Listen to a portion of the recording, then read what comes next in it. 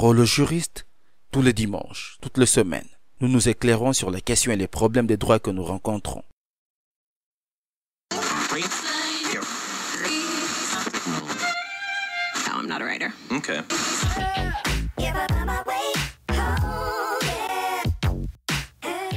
Vous êtes de plus en plus nombreux à nous suivre sur Parole au juriste, votre chaîne qui vous permet de vous exprimer en tant que juriste ou futur juriste sur un problème de droit. Nous sommes dimanche 9 août 2020. Messieurs et dames, bienvenue à votre émission Parole au juriste, l'émission qui vous éclaire sur les questions et les problèmes de droit que vous rencontrez, mais aussi qui vous permet, à vous étudiants, juristes, avocats, noteurs, magistrats, juges, bref, praticiens de droit, de prendre parole et intervenir sur un sujet de droit. Comme toujours, votre émission est présentée par Franklin Lombi. Elle est diffusée en direct sur la chaîne YouTube Parole au juriste tous les dimanches à 15h, heure de Paris, mais également sur les plateformes partenaires telles que Radio Public, iTunes, Podcast Apple, Google Podcast, Anchor, Spotify, Breaker, Pocket Cast et sur le site web juristude.com. Dans le cadre de ces numéros, nous parlerons de la tentative de vol. Je vous laisse donc écouter le sujet à traiter avant de prendre les interventions des juristes. Parole au juriste. Parole au juriste.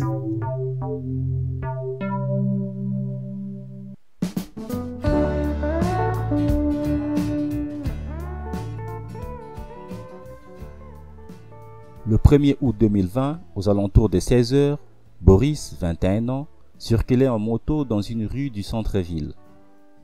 Apercevant une personne âgée d'une soixantaine d'années marchant sur le trottoir devant lui et portant un sac à main en bandoulière, il ralentissait son allure jusqu'à arriver à hauteur de celle-ci. Il tendait alors son bras en direction du sac de la piéton pour le lui dérober. Mais apercevant un peu plus loin des fonctionnaires de police, il ramenait immédiatement son bras le long de son corps sans être parvenu à saisir auparavant le sac à main, puis faisait brutalement demi-tour avec son véhicule. L'exploitation des images d'une caméra de vidéosurveillance permettait à la suite d'identifier Boris qui, le surlendemain de fait, était interpellé au bord de son domicile. Question: sur le fondement de quelle qualification pénale pensez-vous qu'il soit envisageable de poursuivre Boris? Parole au juriste. Parole au juriste.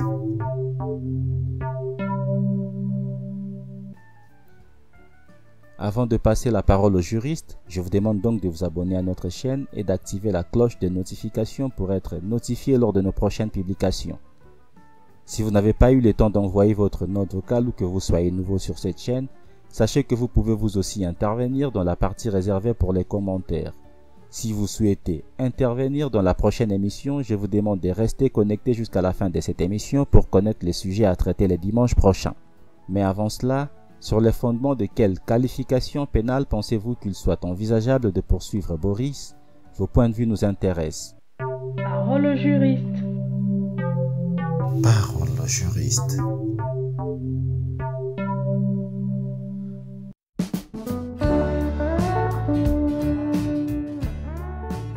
Bonjour, je m'appelle Bouchra, étudiante marocaine en première année en droit. Pour l'affaire de Boris, je pense qu'il sera poursuivi pour la tentative de vol, puisque l'article 311-13 du Code pénal français dispose que la tentative des délits prévus au présent chapitre est punie des mêmes peines. Et le chapitre concerné, c'est le vol, du vol. De même, le Code pénal marocain a prévu à l'article 539 alinéa 2 que la tentative de ces délits est punie des mêmes peines que l'infraction consommée. Et les délits concernés, bien sûr, sont le vol et l'extorsion. Et merci. Parole au juriste.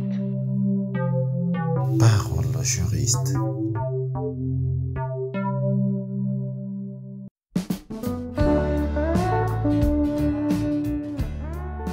Bonjour, c'est Maître Junior Moulongo, avocat au barreau du Haut-Katanga en République démocratique du Congo.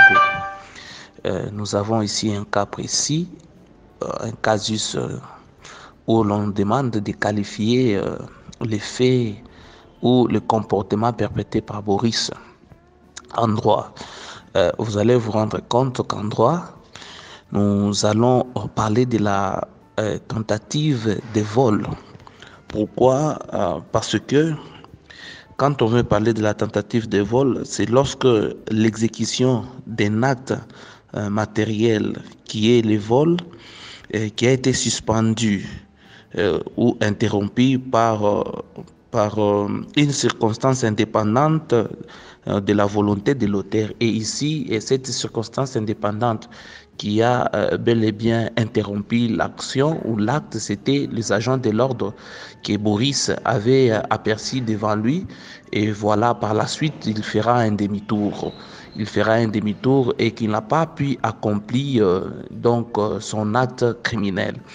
Donc en droit, cet acte-là qu'il a commis, il a manifesté réellement la volonté, il avait manifesté son intention de perpétrer une infraction, c'était le vol, mais qui a été notamment interrompu par des événements étrangers.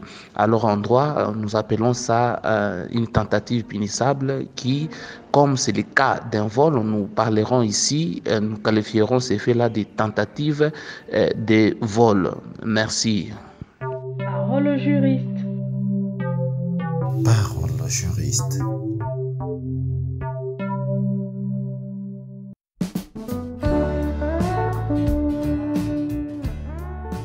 Bonjour. Moi, c'est Sankara Moussa. Je suis burkinabé et juriste de formation. Je suis à la direction des affaires juridiques et du contentieux du ministère de l'Éducation nationale au Burkina Faso. Pour le cas qui nous est soumis, je pense que Boris peut être poursuivi sur la base de la tentative de vol. La tentative de vol, il faut dire que pour qu'on puisse qualifier une action de tentative de vol, il faut deux conditions. La première condition, il faut qu'il y ait un début d'exécution. Et la deuxième condition, il faut que l'exécutant, c'est-à-dire celui qui est chargé de commettre l'infraction, arrête l'infraction, pas par remords, mais par le fait d'une tierce personne. Alors, pour le cas d'espèce, les deux conditions sont réunies. Il a un début d'exécution parce que Boris a tendu sa main pour retirer le sac à la bonne dame. Donc la première condition de tentative de vol est réunie. La deuxième condition est également réunie parce qu'il y a eu rétraction de Boris, mais du fait qu'il a vu la police devant. Si Boris n'avait pas vu cette police-là, peut-être que l'infraction serait commise. Alors de ce fait, Boris peut être poursuivi pour tentative de vol. Je vous remercie. Parole au juriste. Parole au juriste.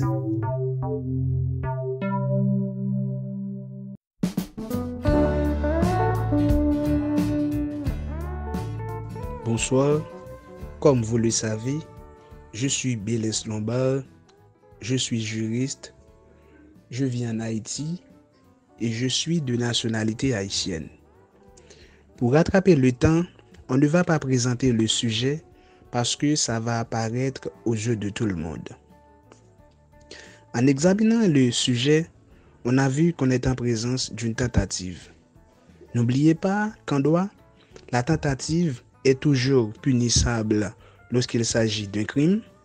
Elle ne l'est pas lorsqu'il s'agit d'une contravention.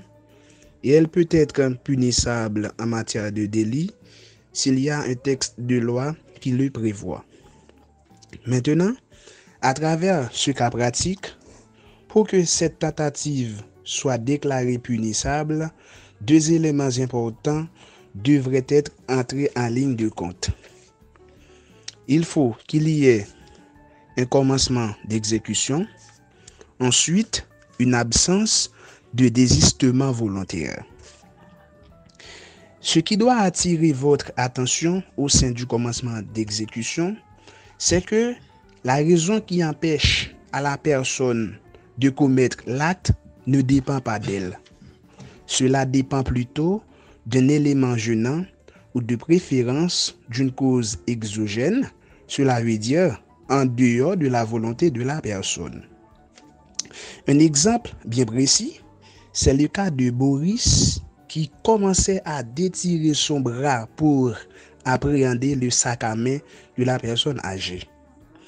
Boris a été désisté. C'est pas parce qu'il a voulu, mais c'était de préférence à cause de la présence du policier. Avant de mettre un terme à mon point de vue, on doit vous dire que le vol peut être considéré comme contravention, délit ou un crime. Tout dépend de la gravité ou d'un droit que l'acte est posé. Par exemple, un vol qui commet durant la nuit constitue une circonstance aggravante. Le vol commet sur la voie publique, vol à main armée, vol en réunion, vol dans la maison domestique, constitue dans son ensemble comme un crime. Donc, on peut dire que Boris a commis une infraction que l'on peut qualifier de crime. La raison, c'est parce que le vol qu'il a tenté de commettre est réalisé sur une voie publique. Merci. Parole au juriste. Parole au juriste.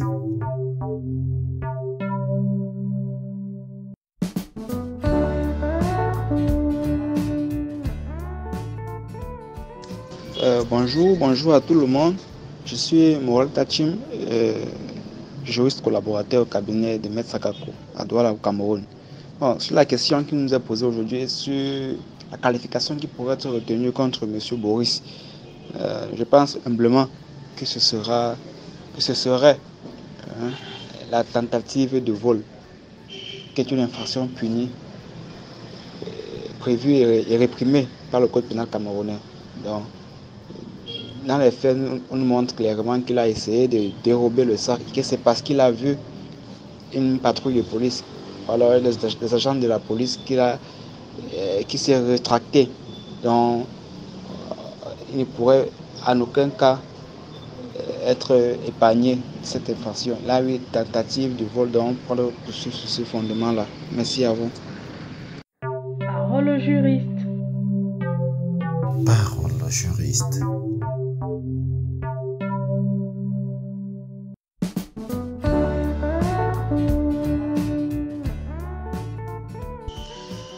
Bonsoir, chers membres de cette plateforme.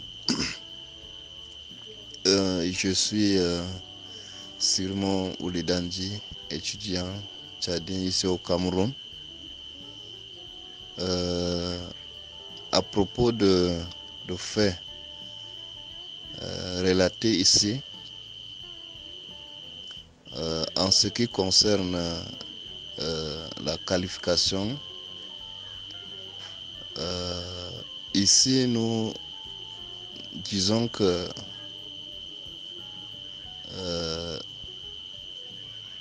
la tentative est le fait qu'une personne commence un acte qui désiste par l'intervention d'une autorité ou d'un quelconque. Ça veut dire que l'acte n'est pas accompli, mais il a désisté à l'acte par l'intervention d'un quelqu'un d'autre. Dans le cadre de faits relatés ici, que M. Boris a laissé son acte qu'il voulait accomplir par l'intervention d'un officier de police En conclusion, nous pouvons dire que le fait, l'acte auquel Bory voulait commettre, c'est la tentative. Donc, merci beaucoup. Voici ma réponse. Parole au juriste. Parole au juriste.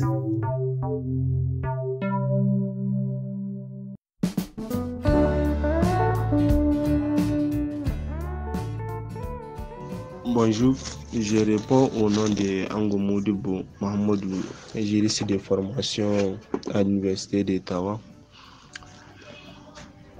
Cette semaine, j'aimerais placer mon intervention concernant les cas qui nous ont été soumis. Pas besoin de rappeler les faits. La question était celle de savoir sur le fondement de quelle qualification pénale pensez-vous qu'il soit envisageable de poursuivre Boris. Je pense que pour apprécier l'existence de l'infraction et la qualification pénale, il faut se placer au temps de l'action. Or, ici, l'intention vaut l'action. On est en présence de la tentative de vol. On le sait bien évidemment que la tentative de vol est constituée dès lorsqu'elle est manifestée par un commencement d'exécution, mais qu'elle n'a été suspendue ou n'a manqué son effet à raison des circonstances indépendantes de la volonté de son auteur. Ici, il y a eu un commencement d'exécution de la part de Boris. Et que s'il n'y avait pas la présence des prêts du policier, Boris n'allait pas suspendre son acte fautif. Il allait jusqu'au bout. La vidéo prise par les caméras de surveillance peut être aussi une preuve accablante dans les qualifications fautives du Boris. Dans ces cas d'espèce, en cas de sanction, Boris peut se voir appliquer les mêmes peines que celui d'un vol consommé. Je vous remercie. Parole au juriste. Parole au juriste.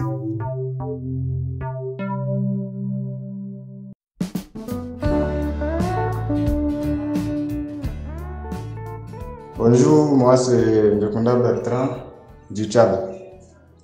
En principe, il ne suffit pas d'établir que l'auteur de la soustraction a agi volontairement ou sciemment contre le gré ou à l'issue du propriétaire ou du possesseur, mais parce que Boris avait l'intention de se comporter en propriétaire de la chose soustraite. Parole au juriste. Parole au juriste.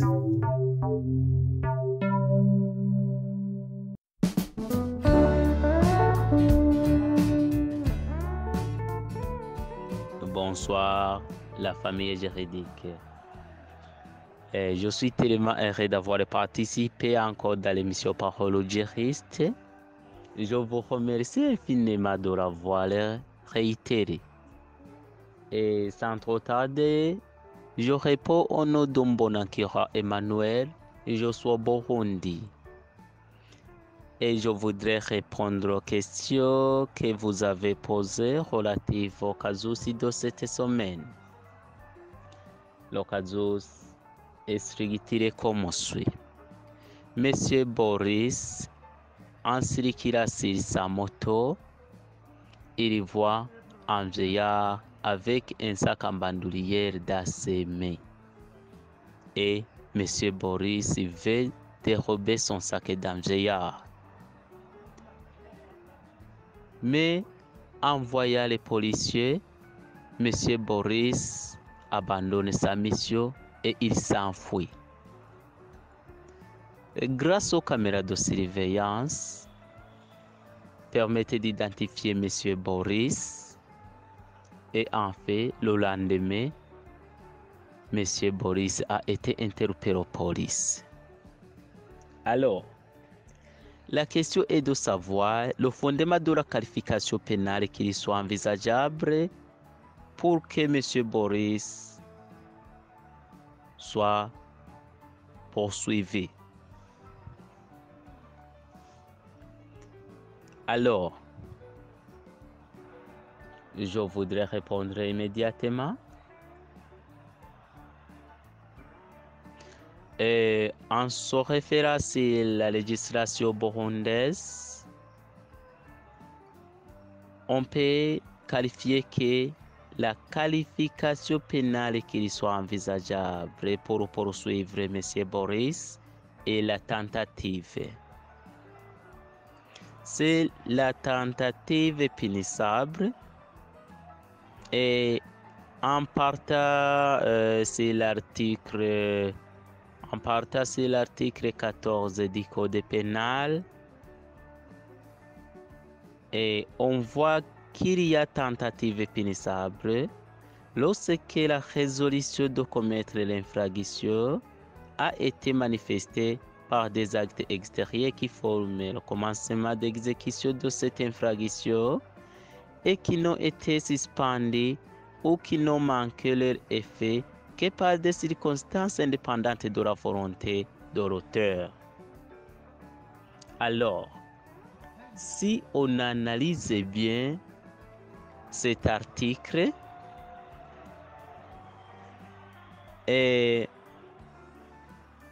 on peut réunir trois éléments qui doivent être ensemble pour que la tentative soit punissable. Et premièrement, il faut qu'il y ait une intention coupable.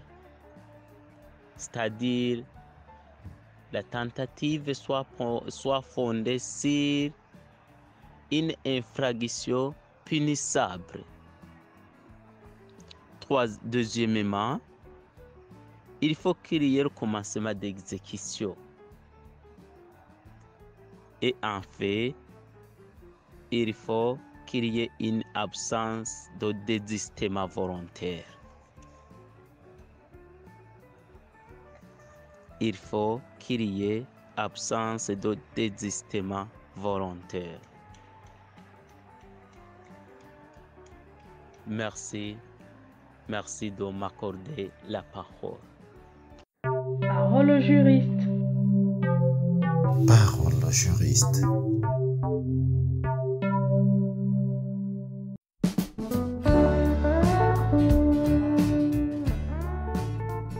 Vous avez écouté les interventions des juristes et j'espère qu'elles vous ont plu. Tous, à l'unanimité, ils ont qualifié cette infraction des tentatives de vol. Eh bien, ils ont raison, c'est d'ailleurs la première fois dans cette émission que les interventions soient unanimes. Maintenant, qu'est-ce qu'il faut savoir des tentatives de vol? Pour connaître les tentatives de vol, il faut d'abord commencer par connaître le vol. Le vol est l'appropriation d'une chose appartenant à autrui contre sa volonté. Il existe plusieurs formes de vol qui sont toutes punies par la loi. Pour qu'il y ait un vol, il faut que certaines conditions soient remplies. Notamment, le voleur ne doit pas être époux ou partenaire, sauf en cas de séparation. Le voleur ne doit pas être votre père, votre mère ou votre enfant. Vous devez être le véritable propriétaire du bien. Vous ne devez pas avoir abandonné le bien dans une décharge, dans la rue, etc. Pourquoi j'ai écarté du vol les époux, les ascendants et les descendants? Simplement parce que le vol entre époux ou entre enfants et mère et père est reconnu lorsque l'objet du vol est un document indispensable à la vie quotidienne, tel que la carte d'identité, le moyen de paiement, etc. En France, le vol est passible de 3 ans de prison et d'une amende de 45 000 €. D'ailleurs, il faut savoir que c'est la volonté de l'auteur de dérober qui est condamnée. Ainsi, la peine est encourue même si l'auteur restitue l'objet après son vol ou s'il n'y a eu qu'une tentative de vol. Nous y voilà. Et alors, c'est quoi une tentative de vol? Vous l'avez sans doute écouté dans les interventions de juristes, Il y a tentative de vol si l'auteur a commencé à commettre une infraction, mais l'a interrompue en raison de circonstances extérieures. Les circonstances extérieures au voleur, par exemple, si un cambrioleur force la porte d'une maison, mais qui quitte le lieu parce qu'une alarme a retenti. Donc tous à l'unanime, nous pensons que le fondement de la qualification pénale, qu'il soit envisageable de poursuivre Boris, est la tentative de vol. Parole au juriste. Parole au juriste. C'est ici que nous allons mettre fin à cette émission. Pour ceux qui veulent participer à la prochaine émission, je vous mets le sujet à traiter dans la description de la vidéo. Quant à moi, je vous donne donc rendez-vous le dimanche prochain à la même heure sur la même chaîne pour la prochaine émission. D'ici là, portez-vous bien et restez connectés à notre chaîne. Abonnez-vous si cela n'a pas encore été fait et n'oubliez surtout pas d'activer la cloche de notification pour ne plus louper nos prochaines émissions.